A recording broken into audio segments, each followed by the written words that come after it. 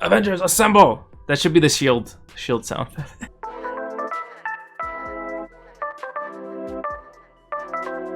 What is up, YouTube?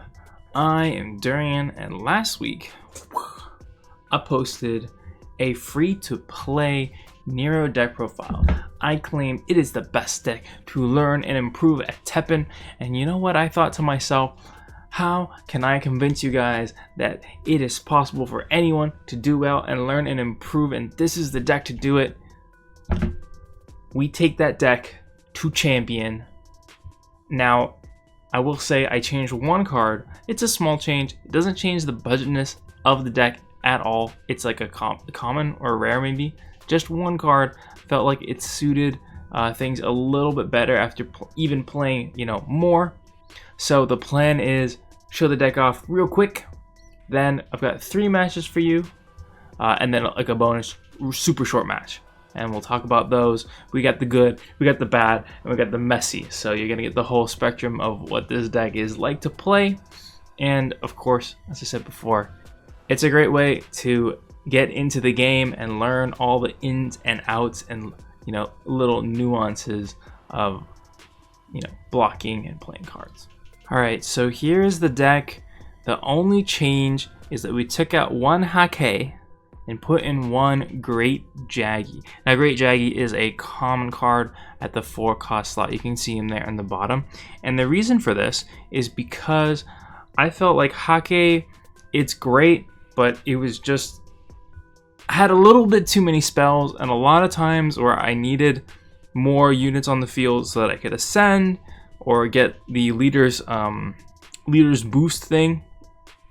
So Great Jaggy, when he's played, you get 1 Jaggy on the field, so it's just a 1-cost 2/2, just another body. So 4 costs to get some nice stats overall on the board that we can use to ascend, and just more bodies that we can use for outnumbered. So definitely was a good choice. It's helped me out a lot since then, and just having slightly more units helps deal with those awkward hands a little bit better. Alright guys, so this first match is up against Shinku Hadoken. Now this is the bad of the good, bad, and the messy. And the reason I want to show you guys this is because that you gotta know that not all decks are perfect and flawless. Like, every deck has a strength and a weakness. This deck tends to be especially weak against control decks that can deal with your field, because you only have so many units. You've got a lot of spells in there, so you want to be able to make sure you can keep field, and if they can get ahead of you on that aspect, it's definitely very difficult. So I decided to just kind of like build up my field slowly but surely here. And one of the things you need to know about playing against Ryu is you want to do what I'm doing here, is play a lot of units. Spread out your board so that their split damage random effects can't target like specific units. So you can see I get a good early start here. But he's just got so many units happening that he, boom, takes out my Merman, my Rikuo.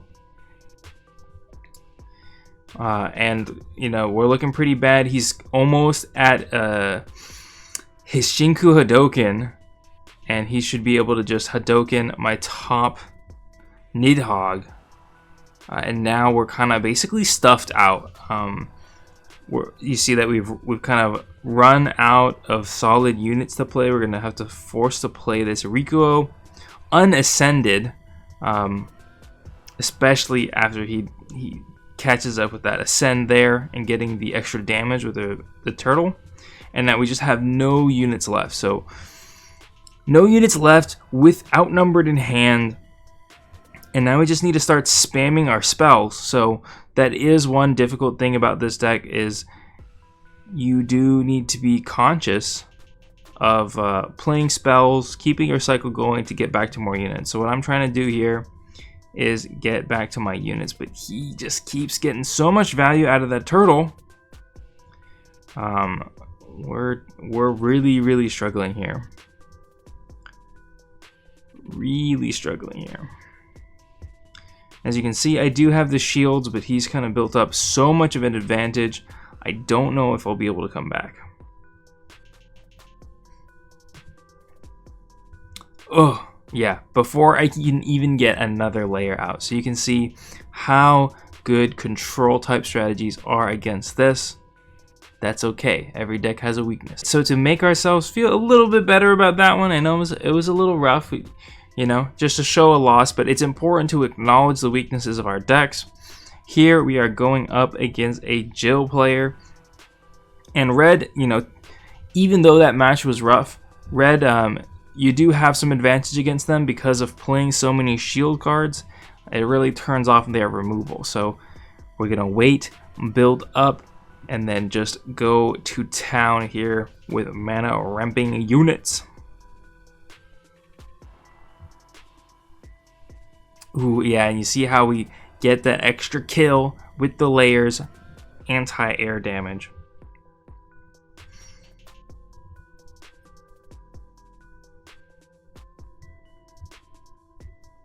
And here, pretty simple. We just want to make those trades like I mentioned. You know, he goes for the shield there. That makes it a juicy seal target because you would get rid of the shield and his effect. So we'll see if that's what I ended up going for. Looks like I did not. Just going for an ascend there. But I did forget the turtle. Unfortunately, did me dirty.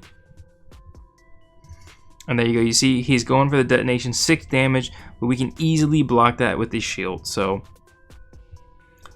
the opponent just uses their MP and we just counter it for free. Well, not really for free, but pretty easily.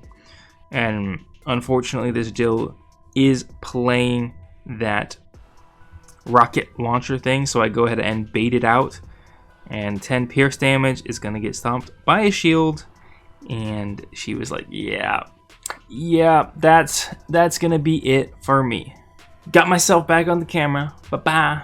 It's a giant killer challenge. This one was the messy one. I don't think I played particularly well. I don't think my opponent played particularly well. But it just goes to show you, it's okay. You can make those comebacks. Don't be worried about playing super perfectly because everyone makes mistakes. So here's where the Great Jaggy is really nice because we play 4 pretty quickly. I know that this Aeon deck, it is hard to beat them when they get going, right? They get to ramp up all the MP. It looks like he's got a little bit of a bad hand. I don't know what's going on. So we get to just start pressuring fast and furiously. And we've got that full field, so I'm trying to figure out how I want to take advantage of my outnumbered.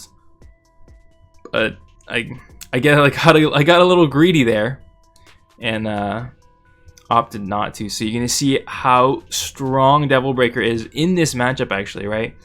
Having our layer trade, a positive trade against the opponent there. Oh my gosh, so good, so good.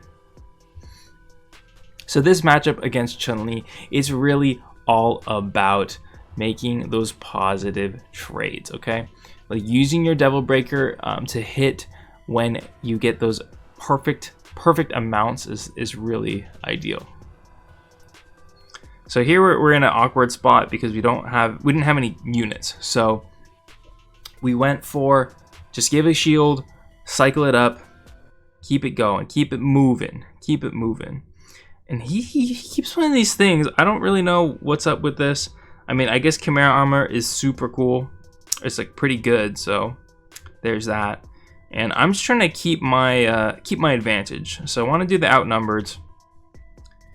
And he's of course using that opportunity to cycle as well. So just keep things moving. I want to get these hotkeys out of my hand as well. So we'll just keep this happening. And then he mistimes that Huitzel. So that is like a huge part of this match. Is him mistiming that Huitzel. He doesn't get the ascend off. And now he's going to be scrambling a little bit. So here, I do the Devil Breaker to hit him on the defense, right? But gives me some opportunity to outnumbered on the bottom feline, and he's just going to absolute town on that Rainy Turtleoid. So I'm thinking maybe I can sneak in a seal to get rid of his double shields. That would be pretty sweet, and then we actually will trade with that. So, ooh, looks like we barely, we're a little bit too slow. It's going to take off one shield, but that's not going to be enough. So I'm probably going to try to Hake here, and after the Iris dies, I'll Hake, go for a 50-50, and try to take out the top. And that's exactly what we do. Does it work out? Nice. So you gotta remember, keep in mind, 50-50s, sometimes you gotta go for it, because if I waited for him to play another unit, then it's a 30% chance, and like that's probably just not gonna happen. So we get to keep it rolling here. We're kind of just letting that Hoitzel sit there. No big deal. Don't need to worry about that. Slap some felines, get that MP regen. And here we go again, all using that defensive Devil Breaker as much as I can to make these powerful trades, right? And if he doesn't level up here, we are going to get a positive trade. Our feline's going to live, which is crazy. Feline on the bottom trading with the Turtleoid. Like, it's getting out of hand. So, gold orb, all right. So I'll just go for the shield, keep my feline alive, so we can, make a dent in the Rainy Turtleoid that's gonna happen again. And he goes for that, and I'm like, ugh. So this is a little awkward situation, but we're trying to cycle, trying to keep things moving. And if we could get around to a seal, then I would feel so good here. And oh, we do it. We get into that seal. He does go for a Hake, which gives us the opportunity to seal the Turtleoid. Boom. Seal. And then we get to shield. The shield's coming in so clutch, saving our important units when we need them. We're almost back to another Devil Breaker, so we can make a trade on that Turtleoid, but we probably just use the Beast Attack. Beast Attack. Huh. Look at that. Look at these positive trades. He goes for another gold orb, this time on the Iris. So I'm like, okay, I'll probably just seal that. But you know what? Might as well. So this was the sloppy part. I gave +2 to that feline, but it's just gonna die to the Hoitzel, and I'm like, oh crap! What was I thinking? But we go for the seal, taking out the gold orb and the Iris's effect. You can't be too unhappy about that.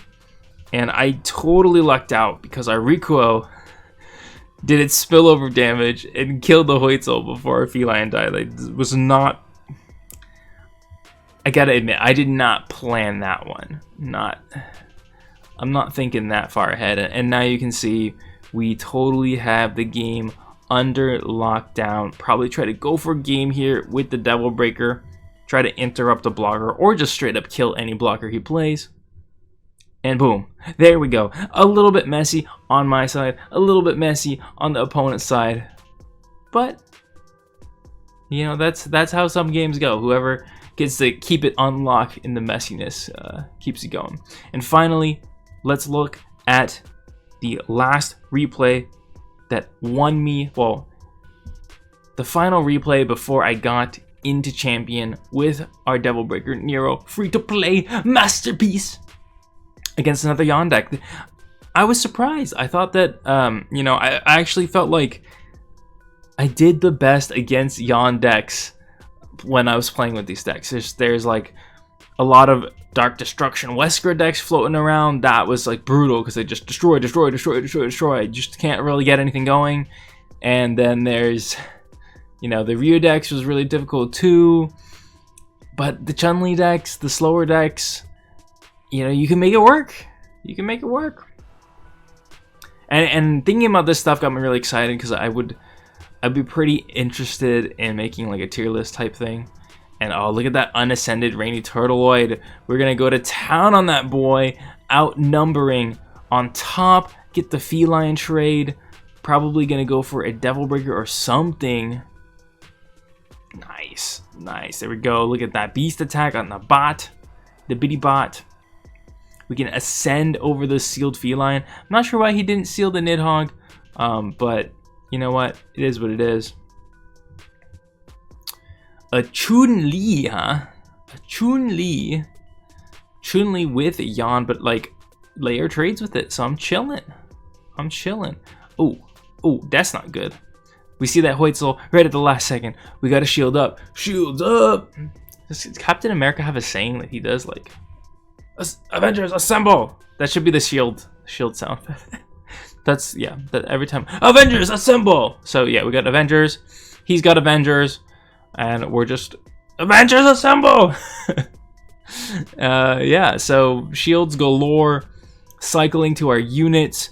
Ready to slap a Rico down, and look at what we've done here. Even though this is a Yan deck, we've managed to seal some Yans, I think, and he has 0 MP. We have 5.5. 5.5. That's like such a ginormous lead. We can play our layer on the top. We can ascend Rico to kill his layer. Just kidding. We're just gonna go with the Devil Breaker. Get that trade, baby. Booyah. Oh my gosh. You know, in retrospect, that would have been better. We'll see if I Rico here. Am I fast enough? Oh my gosh. Look at those speedy fingers. We can go ahead and seal this bad boy up. And then he's not going to get his MP back. Okay, never mind. Never mind. I thought I would do it, but I guess I didn't.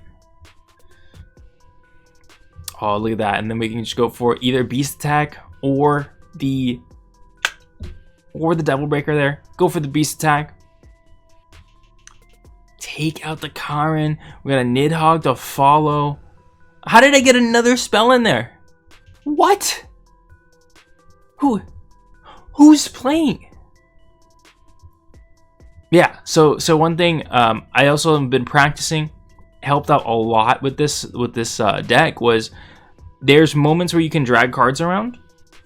So like in action response step, you can start dragging cards around and then just wait for the timer to run out, so you can get a much quicker. You can just be hovering. Hovering is so freaking good, and we got super RNG on the Hakes. The first one hit the Karen. He goes ahead, tries to return it to his hand. The second one also hits the Karen. That's pretty low chances. That's like a good solid 25% chance or something like that. My probabilities are absolutely terrible, so yeah, there's that. So go here, the seal. What I want to do here is just make sure he's not getting any MP, and I could have waited and then sealed that one, which would have been pretty good, but it's about to die, so I'm chilling. We've got a big layer, so we're slowly pulling in and cashing in on that 5 MP lead from earlier.